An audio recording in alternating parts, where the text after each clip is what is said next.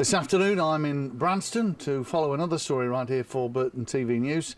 Remember Ian Leech from last year? He was the torchbearer. We were there, very wet day for that particular story. He's at it again. You're not leaning on that bike for no good reason, are you, Ian? No, I'm leaning on it today because I cycled 63 miles on it yesterday. I'm in training for a cycle ride in 3 weeks' time. I'm cycling from Anfield to Albion, and that's part of 2 rides I've got this year. The other one being London to Paris in September, and we're looking to raise £2,000 for the Lymphoma Association. Use the word we, so you're not on your own for this one? No, Anfield to Albion, I'll be cycling with a guy called Nicky Mark, who myself and Melissa first met back in 2005 when I took her up to Liverpool to watch the Champions League final, Mel obviously being a Liverpool fan. And we met this guy, and 2 years later when Liverpool got to the final again, we went back to the same pub and they were there and they made us feel very welcome. Sadly, we then lost touch, and when we did get back in touch, the first thing I had to do was tell him, unfortunately, that Mel had been ill and had died. And since then, he's been a great support to us. He's done charitable events. He's walked across Wales a couple of times in memory of Mel and in aid of the Lymphoma Association. And when I said that I was thinking of doing this ride, this Anfield to Albion ride, he just said straight away, "Oh, I want to do that." But he's a big Liverpool fan himself, so he'll love it. Ideal 2 clubs, of course, Liverpool, who Mel supported, Burton Albion, who Mel supported as well, with yourself. How far is it then from one club to the other? The route that I'm taking is 93 miles. 93. So setting off, we're actually setting off at 5:30 in the morning. I only told Nicky this week that we're going to Goodison Park first because I'm an Everton fan, obviously, and I couldn't go up to Liverpool without going to Goodison. Good man. So we will set off. We're stopping at the Anfield bed and breakfast. So I'm going to spend the night surrounded by red and white and pictures of Liverpool players, past and present, which will be fun. But I'm sure Mel would be smiling down at that.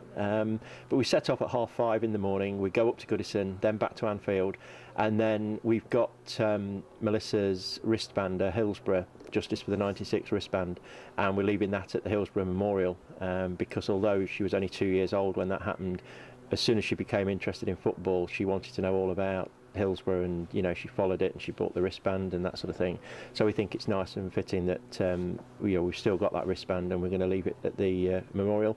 And then we set off and we head down through Runcorn, obviously through Liverpool first, through Runcorn, over the top of Northwich, over the top of Stoke, which is a sort of 25-mile climb, steady climb for 25 miles, which will be fun.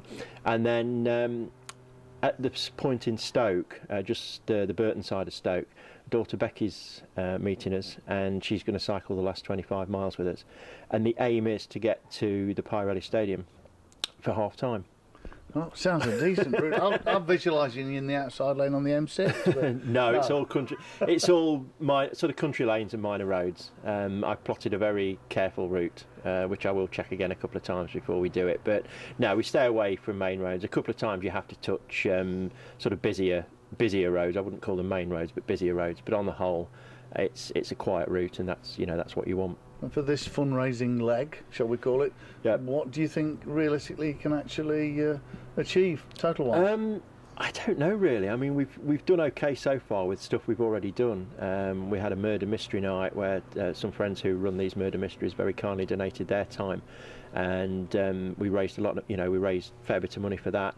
So we're over halfway to our target already. But I don't like to set targets on things because times are difficult, and you rely on people's generosity. And if they can give, they will, and if they can't, then it's not a problem.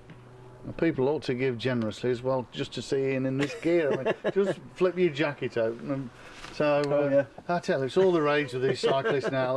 Let's be seen and get the lycra on. That's it. Some of us wear lycra better than others. I think it's great on you, Ian. I wouldn't want to do it, but I never used to. I mean, I only started cycling sort of 4.5 years ago. So, but I've grown to love it, and now I find it quite therapeutic. So it serves a purpose. It helps me to raise awareness, helps me to raise funds, and it gets me out and about and keeps me healthy. Now you're leaning on what's the name again? Delilah. I can't believe he's got a name for his bike now.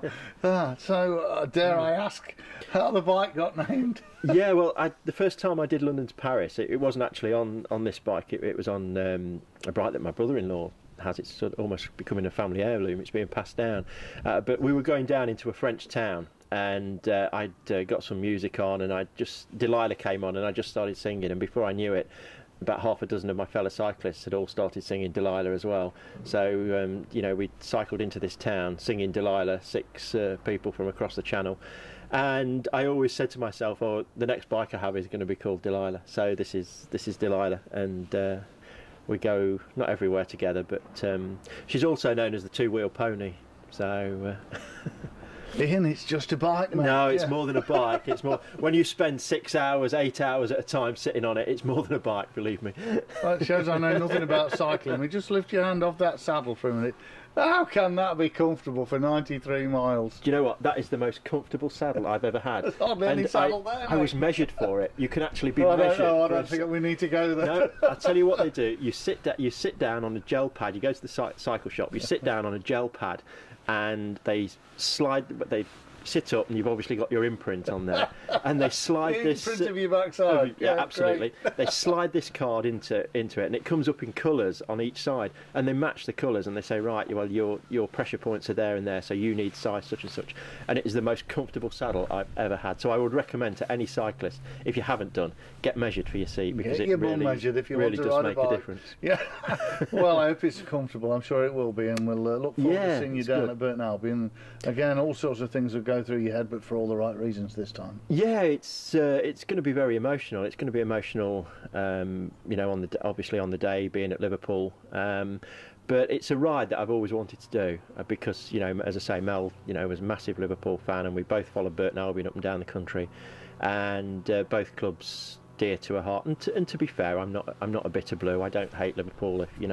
If Liverpool went through the season and won 40 matches and Everton won 42 or 38 and 36 as it is now, then I'd be a happy man. And the pleasure that Mel got from football, not just before she was ill, but also while she was ill.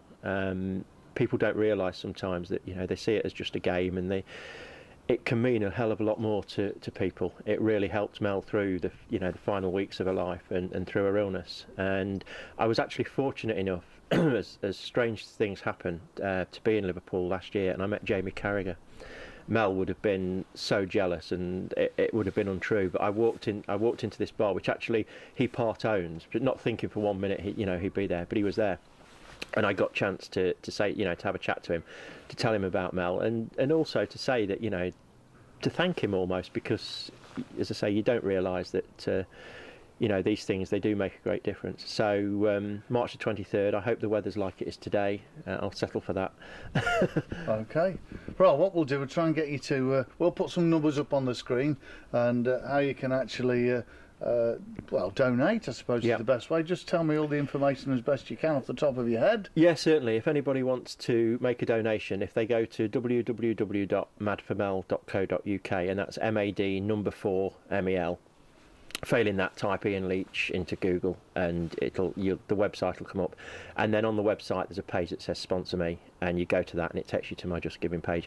And we're also having a bucket collection at Burton Albion on the day of the ride. And again, people, if they go into the match, if they drop a quid into the bucket, 50p, whatever they've got, then it all really does make a difference. It makes a huge difference to people's lives. So. There you go. So all the information is on your screen again now. And as I say, make a donation, show your support for Ian, and we'll follow him on his long, comfortable trip from Liverpool to Burton Albion. We will not be examining your various bits when you get there to prove that it's been a comfortable trip, but good luck to you. Yeah, thank you. Thanks, Ian. Thank you. Cheers.